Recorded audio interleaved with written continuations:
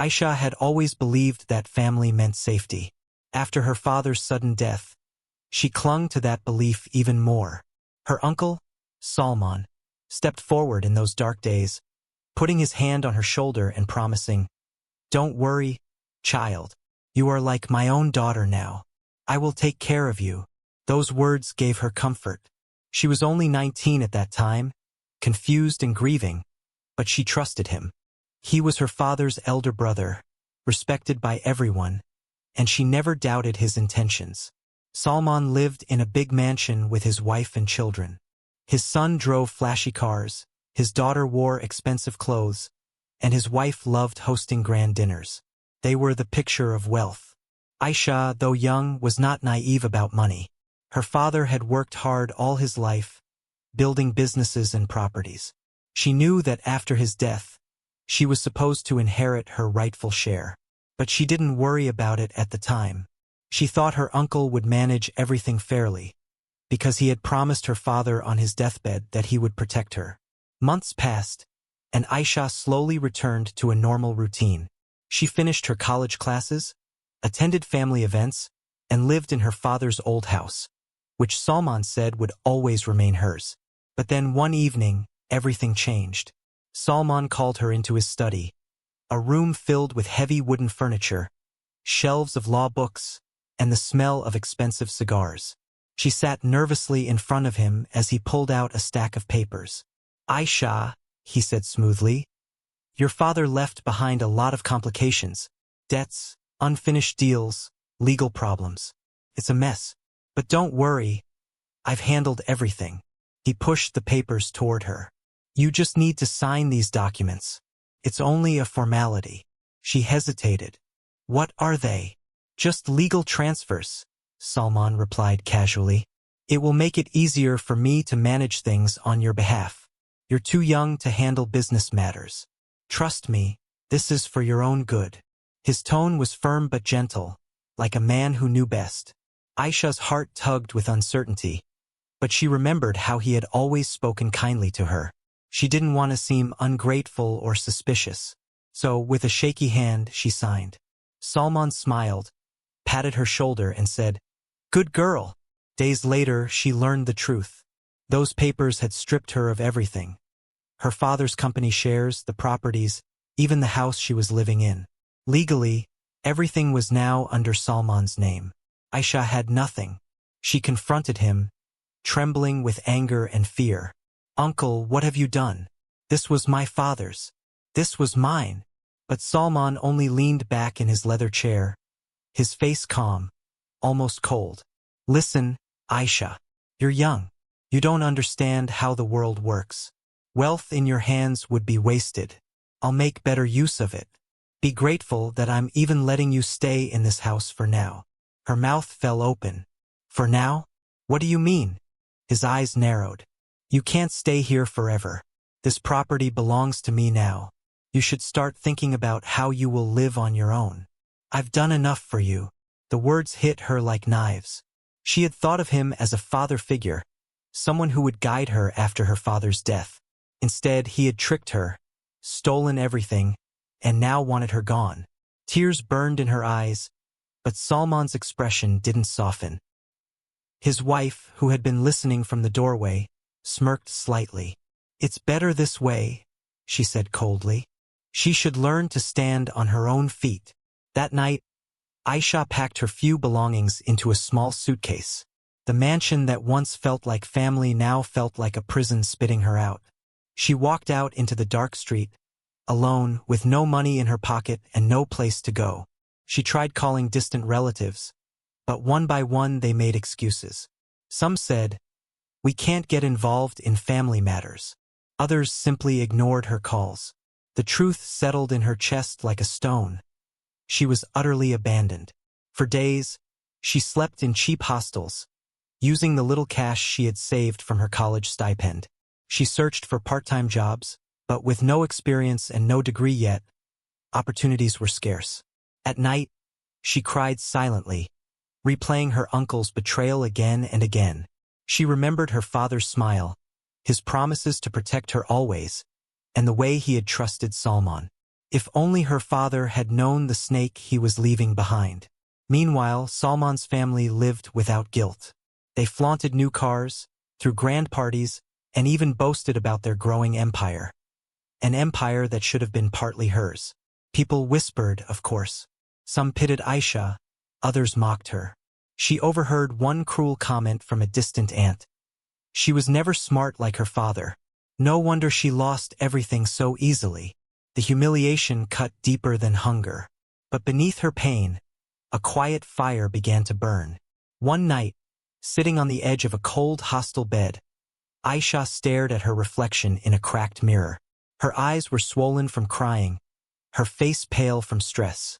She whispered to herself, "I won't let this be the end. He may have cut me off, but I will rise again. And one day, he will stand at my door and beg." That promise became her strength. Her journey of survival had only begun. She was powerless now, but she swore she would rebuild her life from nothing. And with every step forward, she would carry the memory of Salman's betrayal, not as a wound, but as fuel. The girl who had lost everything was no longer the same. She was becoming someone stronger, sharper, and unbreakable. And deep down, she knew revenge would come. Not today, not tomorrow, but someday. And when it came, it would be sweeter than anything Salman had ever tasted. Aisha's life changed overnight. One day, she was the daughter of a respected businessman with a secure future, and the next she was nothing more than a forgotten shadow in her own family. The first week after her uncle cut her off was the hardest. She wandered from place to place, carrying her single suitcase like a burden that grew heavier with every step. She had thought maybe, just maybe, someone in the family would open their doors to her, but each knock was met with excuses. "We're already full," one cousin lied. Another whispered, "I don't want problems with Uncle Salman." Even her father's old friends, who used to praise him endlessly, pretended not to hear her voice. Aisha ended up renting a single room in a crumbling building at the edge of the city. The room had cracked walls, a broken fan, and a small iron bed with a thin mattress. The bathroom was shared with 10 other tenants, and the smell of dampness filled the air. But it was all she could afford with the last of her savings.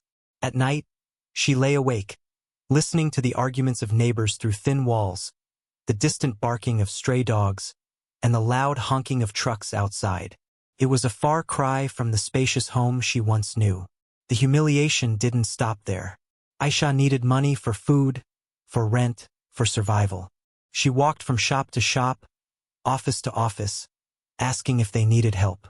Most looked at her with pity, others with suspicion. She had no work experience, no degree, nothing to offer except determination. Finally, a small cafe hired her to wash dishes and mop floors. It wasn't glamorous, but it gave her a little income. On her first day, she stood by the sink, scrubbing greasy plates, while the cafe owner barked orders at her. Her hands, once soft and manicured, became rough with soap and water. At night, her back ached from bending over floors, but she said nothing. She swallowed her pride, reminding herself this was only temporary. Yet the whispers haunted her.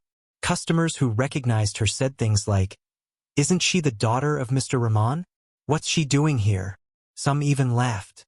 One woman chuckled, "See how quickly fortunes change. Yesterday rich, today nothing." Aisha kept her head down, tears burning in her eyes, but she refused to let them fall.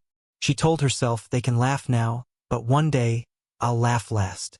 Weeks turned into months, and the struggle only grew harder. She had to choose between eating dinner or saving money for rent. Some nights, she went to bed hungry, her stomach aching. Her old clothes grew worn, and she had no money to replace them. Once, when it rained heavily, water leaked through her ceiling, soaking her mattress. She sat in the corner of her room, hugging her knees, shivering and crying. But after every storm of tears, a new strength rose in her heart. Her uncle Salman, meanwhile, flourished. His family posted photos online of luxury dinners, vacations abroad, and expensive shopping sprees. One photo, in particular, broke Aisha's heart. Salman's daughter posing in front of a mansion, wearing jewelry that had once belonged to Aisha's mother. Those heirlooms were supposed to be hers, passed down by blood. Now, they were flaunted like trophies by the very family who betrayed her. The pain hardened her resolve. She realized she could not rely on pity, nor on others' kindness. If she wanted revenge, she needed to stand on her own feet. And so, she began to change her routine. After finishing her shifts at the cafe, she would go to the public library. The librarian, an elderly man with kind eyes, noticed her coming daily. She borrowed books on business, finance, and entrepreneurship. She sat in the corner for hours, taking notes, underlining passages, and teaching herself things she had never been taught before. She didn't understand everything at first, but slowly, patterns began to make sense. She began to see opportunities where others only saw problems. Her determination caught the librarian's attention. One evening, as he locked the shelves, he said softly, "You remind me of your father. He used to sit in this very library, reading late into the night when he was building his business. Don't give up, child. Knowledge is power." Those words stayed with her like a torch in the dark. But not everyone was encouraging. Her coworkers mocked her for studying. "Why waste time on books?" one sneered. "You're just a dishwasher." Another added cruelly, "Your uncle was smart. He took everything. You'll never catch up." Aisha didn't argue. She simply smiled tightly and thought, "Keep underestimating me. It will make my victory sweeter."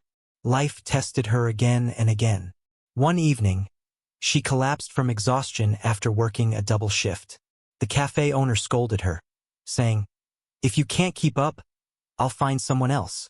Aisha begged him for another chance, knowing she couldn't afford to lose the job.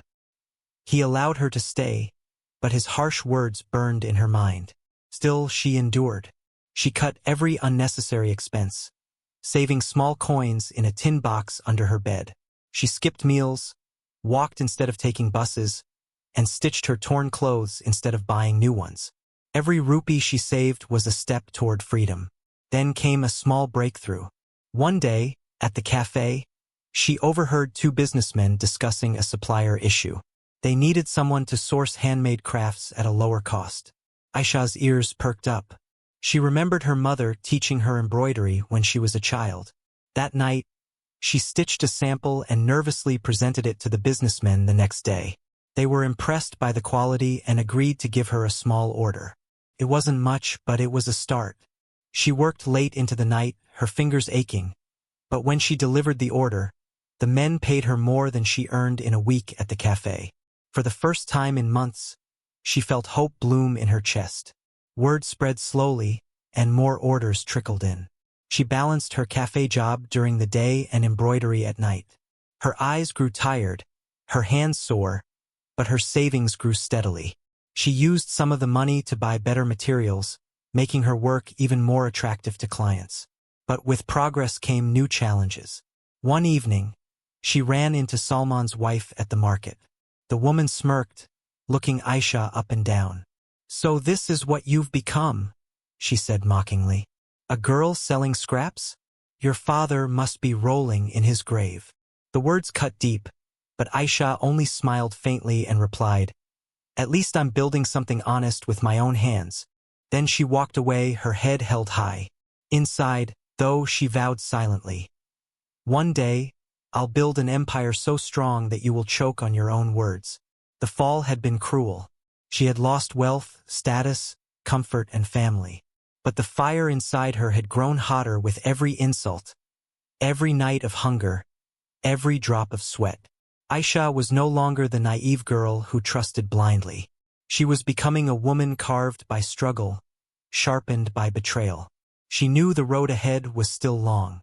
Her uncle had wealth, power, and influence, while she had nothing but her determination.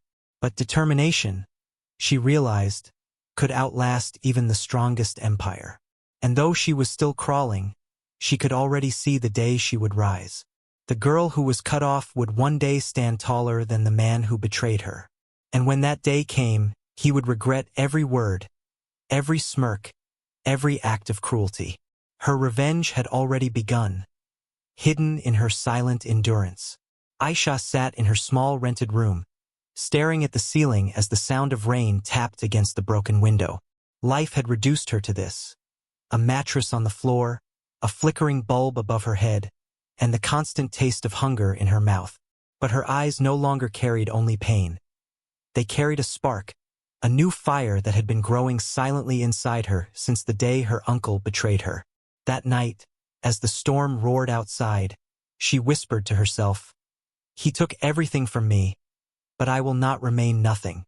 One day, he will regret cutting me off." The next morning, Aisha decided she could no longer live with pity.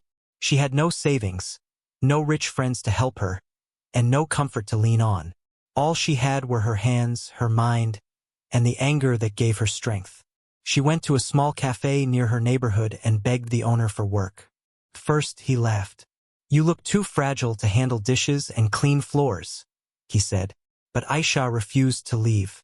She cleaned one table, then another without asking for permission. By evening, the owner was surprised to see the tables shining brighter than ever. With hesitation, he handed her a small wage and told her to return the next day. That was the beginning. Weeks turned into months. Aisha scrubbed floors, washed dishes until her fingers bled, and carried heavy trays despite her thin arms shaking. She endured insults from rude customers, late-night shifts, and endless exhaustion. But every time she felt like giving up, she remembered her uncle's smirk when he announced she would get nothing from her father's wealth. That memory became her fuel. One night, while closing the cafe, she overheard two businessmen talking at a corner table. They were discussing an opportunity, a small piece of land near the market that was selling cheap but had great potential. Something inside Aisha lit up. She couldn't buy land, not even close. But she could learn. She stayed hidden, listening carefully to their conversation, memorizing every word. From that day, Aisha started observing more. She watched how money moved, how customers reacted to different products, how business owners treated their workers, and how small risks could lead to big rewards. She was no longer just a girl cleaning tables. She was a silent student of the world of money. But life was not easy. Some nights she went hungry, saving every coin instead of buying food. She stitched her old clothes to wear them again and again. People mocked her for dreaming too high. Even her coworkers said, "You'll die washing dishes. Don't waste your time thinking like a businesswoman." Aisha smiled and stayed silent.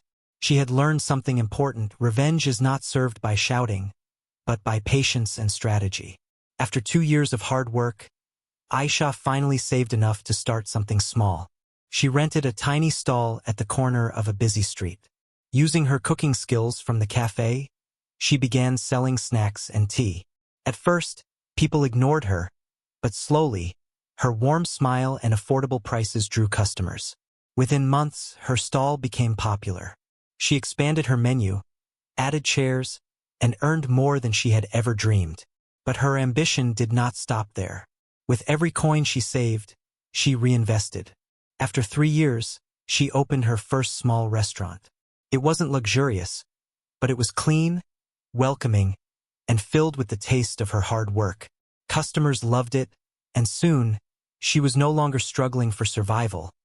She was on her way to becoming successful. Yet, deep inside, Aisha's heart had not forgotten her true mission. Every plate she served, every note she earned, every new customer she welcomed, she whispered in her heart, "This is for the day he will bow his head at my door." And destiny, as if listening to her, was slowly preparing that day.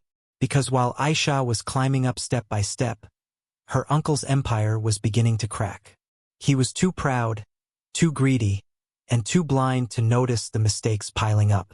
His enemies were waiting, his debts were growing, and soon, the man who once laughed at Aisha would find himself standing where she once stood, helpless and desperate.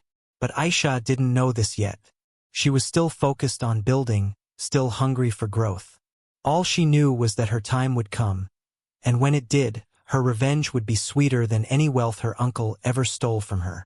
The seed of revenge had been planted, and now it was growing silently, stronger with every passing day.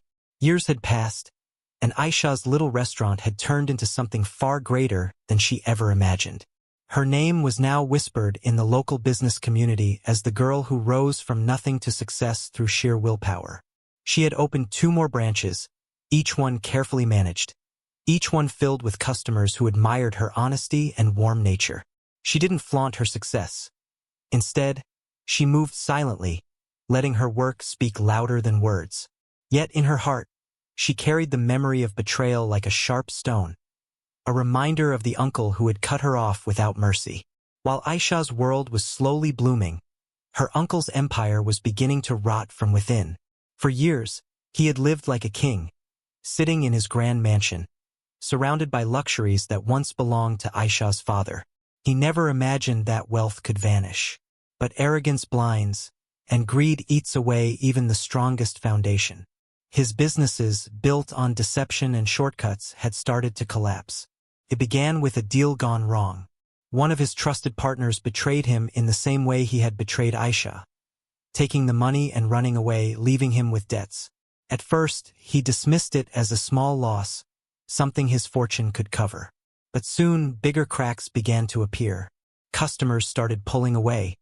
Investors withdrew their support, and whispers of his failing reputation spread through the market like wildfire. He grew restless. The once proud man who mocked Aisha's tears now found himself awake at night, pacing the floors of his mansion. His expenses were higher than ever: luxury cars, expensive parties, gambling habits, but his income was sinking.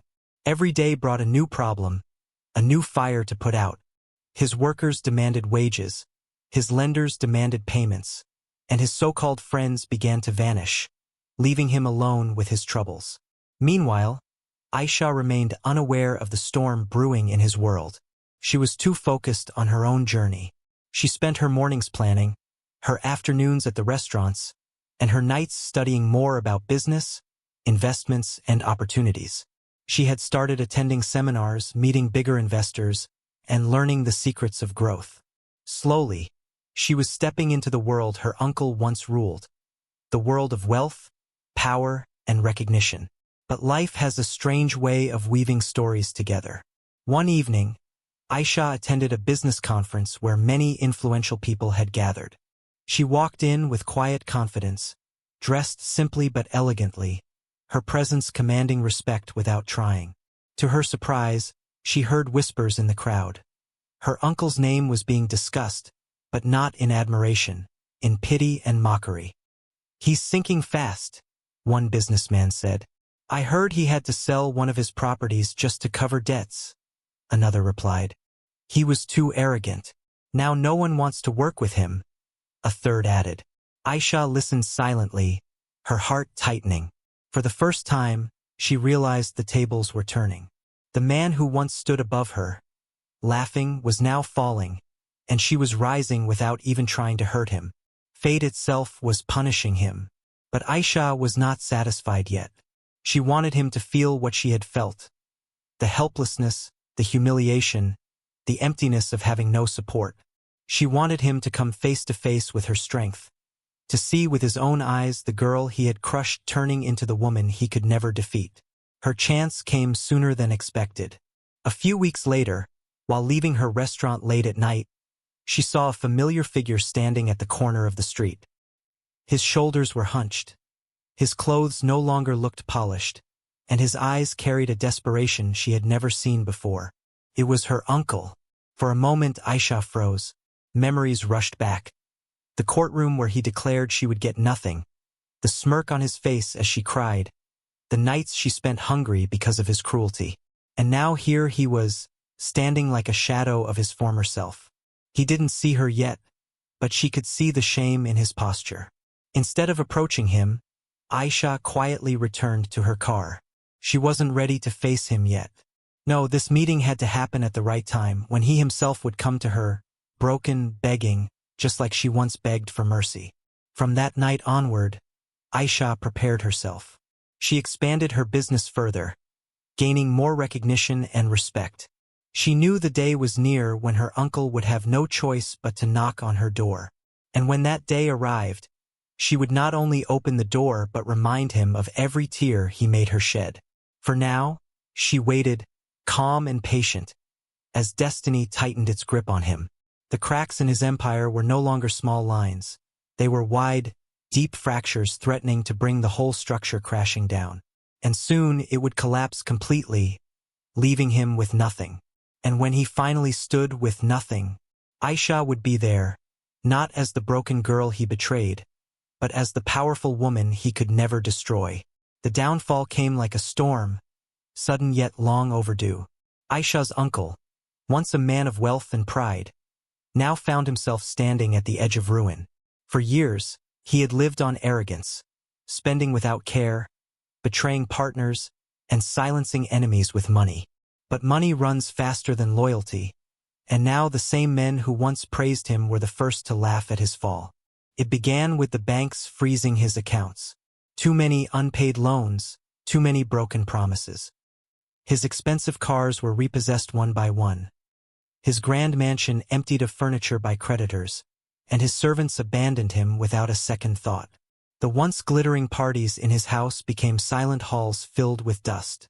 Even the few relatives who once admired him now crossed the street to avoid him. Day after day he tried to fight back.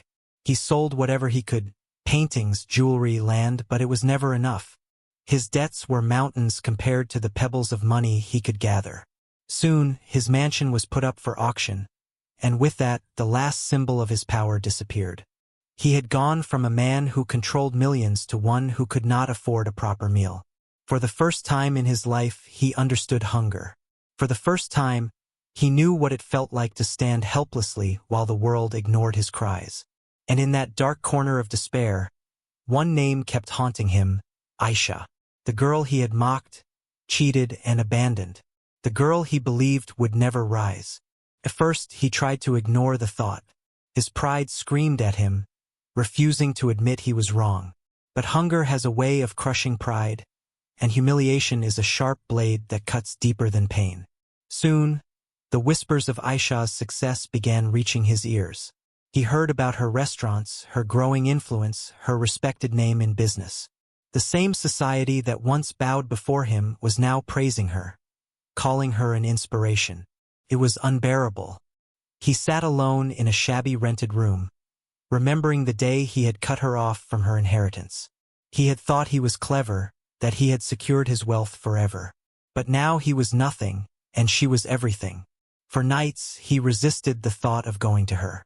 But each day, as his pockets grew emptier, as his stomach cried louder, his pride shattered bit by bit. Finally, one evening, with rain pouring down, he stood outside her restaurant. His clothes were soaked, his shoes torn, his face pale with shame. He hesitated at the door, his hands trembling. The smell of food from inside made his stomach twist, and the sound of laughter made his chest heavy. He knew he did not belong here, but he also knew he had no choice. When he finally gathered the courage to step inside, silence fell. The customers recognized him, once a wealthy man, now reduced to a beggar. Whispers spread across the tables, and all eyes turned toward him. But he ignored them, his eyes fixed on the woman standing behind the counter. Aisha. She looked radiant, confident, dressed in simple elegance. For a moment, he almost didn't recognize her. She was no longer the fragile girl who cried when he stole her inheritance. She was a woman of power now, someone who had built her empire from dust. Their eyes met, and the world seemed to stop. He opened his mouth, but no words came out. His lips trembled as he finally whispered, "Aisha." The room was silent, waiting. Aisha didn't speak right away. She studied him, her heart racing with memories. The courtroom, his cruel laughter, her hunger, her sleepless nights. And now the man who had destroyed her life standing before her, broken. At last, he bent down, his voice shaking. "Please, forgive me. I have nothing. I need your help." Gasps filled the room. The once proud uncle, who had cut her off without mercy, was now begging at her door. It was the moment Aisha had imagined 1,000 times, and yet, facing it in reality, it felt even more powerful. She did not smile. She did not gloat. She simply stood taller, letting the weight of the moment sink into him. She had no need to humiliate him further, His own downfall had already done that. But deep inside, she knew this was not the end. No, this was just the beginning of her revenge. Because making him beg was only the first step. What came next would decide whether he learned the lesson life had been trying to teach him. The silence inside the restaurant was heavy. Every customer, every waiter, every passerby who had stepped in for food now stood frozen, watching the scene unfold. Aisha's uncle, once the proud man who commanded respect with wealth and arrogance, was now on his knees before her. His voice trembled as he begged, "Aisha, forgive me. Help me. I have no one left." For a long moment Aisha did not answer. She simply stared at him, her chest rising and falling as memories flooded back. The day he cut her off from her father's inheritance. The smirk on his face when she cried in court. The long nights she went hungry, working in that cafe until her hands bled. The humiliation of people calling her worthless. All of it because of the man now bent before her. She could hear her heart whispering, "This is the moment you waited for. The moment he feels what you felt." Finally, she stepped closer. Her heels clicked against the floor as the silence deepened. Standing tall above him, she said in a calm, steady voice, "Do you remember the day you looked into my eyes and told me I deserved nothing? Do you remember leaving me with no house, no money, no support? That day, you made me feel small, weak, and helpless. Today, you feel the same." Her uncle's head dropped lower. He didn't dare look up. "I was wrong," he whispered. "I thought I was untouchable. I thought wealth was forever. But everything is gone. Please, Aisha, I'm starving. I need food. I need shelter. I need you." The customers exchanged shocked glances. Some shook their heads, others whispered to each other, but no one moved. They all wanted to see what Aisha would do. She looked down at him, her eyes sharp but her heart strangely calm. For years, she had dreamed of this day. But now that it had arrived, she realized something. True revenge wasn't in shouting, or hitting, or humiliating. True revenge was in showing him that she had risen far above the cruelty he once showed her. She turned slightly and signaled to one of her waiters. "Bring him food," she said firmly. "Give him water. Let him eat until his hunger ends." Her uncle lifted his head in shock. His eyes filled with tears. You will help me?" Aisha's face was unreadable. "I will feed you because I know what hunger feels like. I will give you water because I know the pain of thirst. But do not mistake this for forgiveness. What you took from me cannot be returned. The years you stole, the nights I cried, the dignity you shattered, nothing can erase that. You will eat, but you will live knowing that the girl you betrayed is now the woman who saved you." The waiter placed a plate before him. Her uncle's trembling hands reached for the food, and he ate like a starving man. But every bite burned with shame because he knew the world was watching. He was no longer a man of power, but a beggar surviving on the mercy of the one he had wronged. When he finished, he tried again. "Aisha, can I stay here? Work in your restaurant? Anything?" Aisha shook her head slowly. "No, you must find your own way now. I built myself from nothing, and so will you. But remember this, when you turned your back on me, you thought I would break. Instead, I rose. That is the difference between you and me. You destroy, I build. You betray, I endure. That is why you are on the floor, and I am standing here." Her words echoed like thunder in the silent restaurant. The customers, moved by her strength, began clapping softly. The sound grew louder until the room filled with applause. Aisha's uncle lowered his head, tears streaming down his face. He had lost everything, his wealth, his pride, and his power. And now, the final blow, the knowledge that the very woman he tried to destroy had become greater than he ever was. Aisha turned away, her voice calm but firm. "Leave. You got your food. You got your mercy. But you will never get back my trust, my love, or my respect. That is your true punishment." With heavy steps, her uncle stumbled out into the rain, his figure disappearing into the night. He had begged, he had eaten, but his heart was emptier than ever. Inside, Aisha stood tall, her eyes glistening. She didn't smile, she didn't laugh. Revenge had not made her cruel. It had made her stronger, wiser, unshakable. She knew this moment would stay in his memory forever. Every day of his life, he would remember how he begged at her door, and how the girl he once left to die had the power to let him live. That was her victory. That was her revenge. And as the applause faded and the restaurant returned to life, Aisha whispered to herself, "Father, I kept my promise. He cut me off, but I made him beg at my door." Subscribe for more videos. Also like and comment on videos.